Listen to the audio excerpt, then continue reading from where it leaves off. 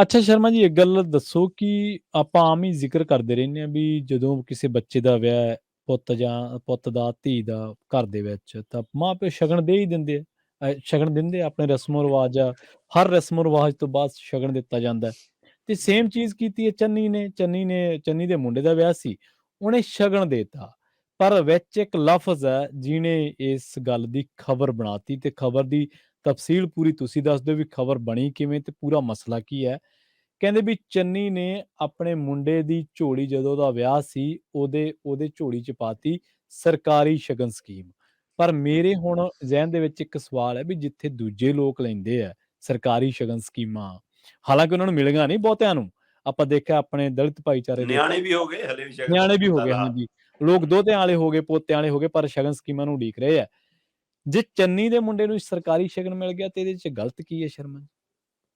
ਬਿਲਕੁਲ ਪ੍ਰਵੀਨ ਜੀ, ਹਾਂਜੀ, ਆਪਣੇ ਸ਼ਗਨ ਦੇਣ ਦਾ ਰਿਵਾਜ ਹੈ, ਪਰ ਚੰਨੀ ਸਾਹਿਬ ਨੇ ਆਪਣੇ ਮੁੰਡੇ ਦੇ ਵਿਆਹ ਦੇ ਮੌਕੇ ਬਕਾਇਦਾ ਨਾਲ ਐਲਾਨ ਕੀਤਾ ਸੀਗਾ ਕਿ ਹਾਂਜੀ, ਭਾਈ ਸ਼ਗਨ ਨਾ ਕੋਈ ਲੈ ਕੇ ਆਏ। ਠੀਕ ਹੈ।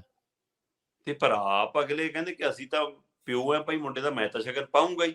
ਹਾਂਜੀ, ਸੋ ਹਾਂਜੀ, ਉਹਨਾਂ ਨੇ ਸ਼ਗਨ ਪਾਇਆ ਵੀ ਹੋਊਗਾ।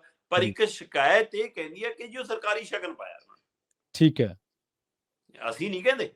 ਜੀ, ਇੱਕ ਸ਼ਿਕਾਇਤ ਕਹਿੰਦੀ ਆ, ਤੇ ਉਹ ਸ਼ਿਕਾਇਤ ਵਿਜੀਲੈਂਸ ਕੋਲ ਆ, ਤੇ ਵਿਜੀਲੈਂਸ ਹੁਣ ਅੱਛਾ, ਉਸ ਸ਼ਿਕਾਇਤ ਦੇ ਹਵਾਲੇ ਨਾਲ ਜਾਂਚ ਕਰ ਰਹੀ ਹੈ ਕਿ ਜੀ, ਵਿਆਹ ਦੇ, ਆਪਣੇ ਮੁੰਡੇ ਦੇ ਵਿਆਹ ਦੇ ਮੌਕੇ ਝੋਲੀ 'ਚ ਜਿਹੜਾ ਸ਼ਗਨ ਪਿਆ, ਉਹ ਹਾਂਜੀ, ਚੰਨੀ ਜੀ ਨੇ ਆਪਣੇ ਖੀਸੇ ਚੋਂ ਕੱਢ ਕੇ ਪਾਇਆ ਕਿ ਜਾਂ ਸਰਕਾਰ ਦੇ ਖਜ਼ਾਨੇ ਚੋਂ ਕੱਢ ਕੇ ਪਾਇਆ।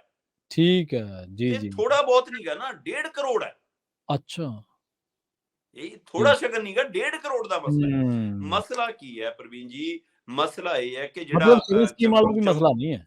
ਹਾਂ, ਮਸਲਾ ਇਹ ਹੈ ਕਿ ਚਮਕੌਰ ਸਾਹਿਬ ਦੇ ਖੇਤਰ 'ਚ ਜੀ, ਜਿਹੜਾ ਦਾਸਤਾਨੇ, ਮਤਲਬ ਕਿ ਬਣਾਇਆ ਗਿਆ ਸ਼ਹਾਦਤ, ਦਾਸਤਾਨੇ ਸ਼ਹਾਦਤ, ਹਾਂਜੀ, ਉਹ 19 ਨਵੰਬਰ 2021 ਨੂੰ ਉਹਦਾ ਉਦਘਾਟਨ ਹੁੰਦਾ।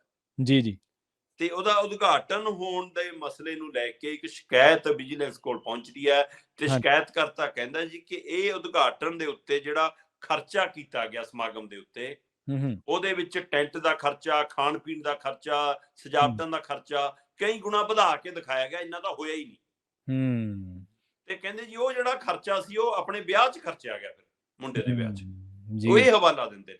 ਉਹ ਕਹਿੰਦੇ ਕਿ ਇਹ ਜਿਹੜਾ ਕੀਤਾ ਗਿਆ, ਇਹ ਸਾਰਾ ਪ੍ਰੋਜੈਕਟ 55 ਕਰੋੜ ਦਾ, ਹੂੰ, ਹੂੰ, ਤੇ 55 ਕਰੋੜ ਦੇ ਪ੍ਰੋਜੈਕਟ ਨੂੰ ਉਦਘਾਟਨ ਸਮਾਗਮ ਦੇ ਉੱਤੇ 1 ਕਰੋੜ 47 ਲੱਖ ਰੁਪਇਆ, ਲਗਭਗ 1.5 ਕਰੋੜ, 1 ਹੂੰ, ਕਰੋੜ 47 ਲੱਖ ਰੁਪਇਆ ਖਰਚਿਆ ਗਿਆ। ਤੇ ਕਹਿੰਦੇ ਜੀ ਉੱਥੇ ਸਾਰਾ ਕੁਝ, ਟੈਂਟ ਤੋਂ ਲੈ ਕੇ ਖਾਣ ਪੀਣ, ਕੁਰਸੀਆਂ, ਮੇਜ਼, ਸਜਾਵਟ, ਸਾਰਾ ਕੁਝ ਬਾਜ਼ਾਰ ਰੇਟ ਤੋਂ ਚੌਗੁਣਾ ਜ਼ਿਆਦਾ ਲਾਇਆ ਗਿਆ। ਜੀ, ਜੀ, ਜੀ, ਤੇ ਕਹਿੰਦੇ ਉਹ ਜਿੰਨੀ ਬੱਚਤ ਹੋਈ, ਹੂੰ, ਉਹ ਹੂੰ, ਆਪਣੇ ਮੁੰਡੇ ਦੇ ਵਿਆਹ 'ਚ ਖਰਚਦੀ ਗਈ। ਓਹ ਤੇ ਅੱਛਾ, ਹੁਣ ਇਹਦੀ ਜਾਂਚ ਕਰਨ ਲਈ ਜੀ ਕਹਿੰਦੇ ਕਿ ਵਿਜੀਲੈਂਸ ਆਪਣੀ ਘੋਖ ਪੜਤਾਲ ਕਰੇ, ਕਿ ਤੱਥ ਹੂੰ, ਸਾਹਮਣੇ ਲਿਆਵੇ ਕਿ ਕੀ ਇਹ ਸਰਕਾਰੀ ਸ਼ਗਨ ਨਹੀਂ, ਕੀ ਇਹ ਹੂੰ, ਖਜ਼ਾਨੇ ਚੋਂ ਕੱਢ ਕੇ ਸ਼ਗਨ ਨਹੀਂ ਮੁੰਡੇ ਨੂੰ ਦਿੱਤਾ, ਇਹ ਸ਼ਗਨ ਸਕੀਮ ਆਪਣੇ ਲਈ ਨਵੀਂ ਤਰ੍ਹਾਂ ਦੀ ਬਣਾ ਲਈ। ਸੋ ਜੀ, ਇਹਨੂੰ ਲੈ ਕੇ ਪਰ ਚੰਨੀ ਹੋਰੀ ਕਹਿੰਦੇ ਜੀ ਦੋਸ਼ ਬਿਲਕੁਲ ਝੂਠੇ ਨੇ। ਮਾਨ ਸਰਕਾਰ ਮੈਨੂੰ ਜੇਲ੍ਹ 'ਚ ਭੇਜਣਾ ਚਾਹੁੰਦੀ, ਉਹਦਾ ਮਕਸਦ ਇਹੀ ਹੈ ਕਿ ਮੈਂ ਜਿਹੜੇ ਭਾਈਚਾਰੇ ਤੋਂ ਆਉਣਾ, ਮੈਨੂੰ ਜਾਣ ਕੇ ਮਤਲਬ ਤੰਗ ਕਰਦੇ ਨੇ, ਤੇ ਹਾਂਜੀ, ਮੈਨੂੰ ਅੰਦਰ ਭੇਜਣ ਦੀ ਤਿਆਰੀ ਹੈ। ਤੇ ਦੂਜਾ ਉਹ ਕਹਿੰਦੇ ਜਾਂਚ ਤਾਂ ਕਰਾ ਲਓ ਕਿ ਹੂੰ, ਵਿਆਹ ਪਹਿਲਾਂ ਹੁੰਦਾ ਹੈ, ਸਮਾਗਮ ਬਾਅਦ ਚੋਂ ਹੁੰਦਾ ਹੈ। ਹੂੰ, ਤੇ ਉਹਦੇ ਨਾਲ ਇਹਦਾ ਕੀ ਸੰਬੰਧ ਹੈ? ਕਹਿੰਦੇ ਇਹਦਾ ਕੋਈ ਤਾਲਮੇਲ ਨਹੀਂਗਾ, ਕਿ ਬਿਲਕੁਲ ਮੇਰੇ ਤੇ ਇਹ ਝੂਠੇ ਦੋਸ਼ ਲਾ ਰਹੇ ਨੇ। ਉਹ ਇਹ ਹਵਾਲੇ ਨਾਲ ਮਤਲਬ ਕਿ ਇਸ ਪਹਿਲੂ ਚੋਂ ਬਚਣ ਦੀ ਕਵਾਇਦ 'ਚ ਨੇ। ਤੇ ਦੂਸਰੇ ਹੂੰ, ਪਾਸੇ ਧਿਰ ਕਹਿੰਦੀ ਹੈ ਕਿ ਮੈਨੂੰ ਮਤਲਬ ਕਿ ਇਹ ਅਸੀਂ ਕਾਰਵਾਈ ਕਰਨੀ ਹੈ, ਇਹਨਾਂ ਦੇ ਖਿਲਾਫ ਸ਼ਿਕਾਇਤ ਹੈ।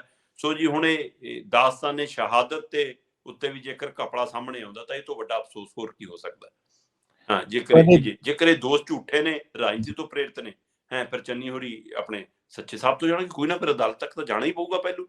ਸੋ ਹੂੰ, ਇਸ ਲਈ ਫਿਰ ਉੱਥੇ ਪਤਾ ਲੱਗ ਜਾਊਗਾ ਕਿ ਦੁੱਧ ਦਾ ਦੁੱਧ ਤੇ ਪਾਣੀ ਦਾ ਪਾਣੀ ਹੋ ਜਾਊਗਾ। ਪਰ ਇਸ ਮੌਕੇ ਚੰਨੀ ਉਹਨਾਂ ਦੇ ਭਾਣਜੇ ਦੇ ਹਵਾਲੇ ਨਾਲ ਉਹ ਕੇਂਦਰੀ ਏਜੰਸੀਆਂ ਦੇ ਨਿਸ਼ਾਨੇ ਤੇ ਨੇ, ਤੇ ਹੂੰ, ਇੱਧਰ ਵਿਜੀਲੈਂਸ ਦੇ ਹਵਾਲੇ ਨਾਲ ਪੰਜਾਬ ਦੇ ਨਿਸ਼ਾਨੇ ਤੇ ਨੇ। ਆਪਾਂ ਪਹਿਲਾਂ ਹੀ ਗੱਲ ਕਰ ਰਹੇ ਸੀ, ਜਦੋਂ ਬਾਹਰੋਂ ਆਏ ਸੀਗੇ, ਕਿ ਭਾਈ ਕਿਹੜੀ ਏਜੰਸੀ ਪਹਿਲਾਂ ਪਹੁੰਚਦੀ ਹੈ, ਦੇਖਣ ਵਾਲੀ ਗੱਲ ਹੋਊਗੀ।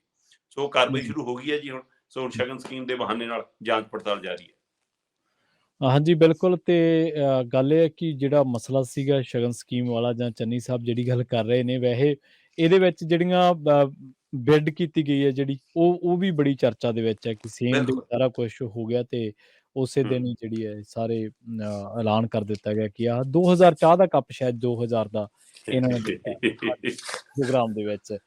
ਸੋ ਪਤਾ ਨਹੀਂ ਕਿਹੜੀ ਕੰਟਰੀ ਦੇ ਵਿੱਚ ਲਿਆਂਦੀ ਸੀ ਚਾਹ ਜਿਹੜੀ 2000 ਦਾ ਕੱਪ ਦਿੱਤਾ। ਸੋ ਖੈਰ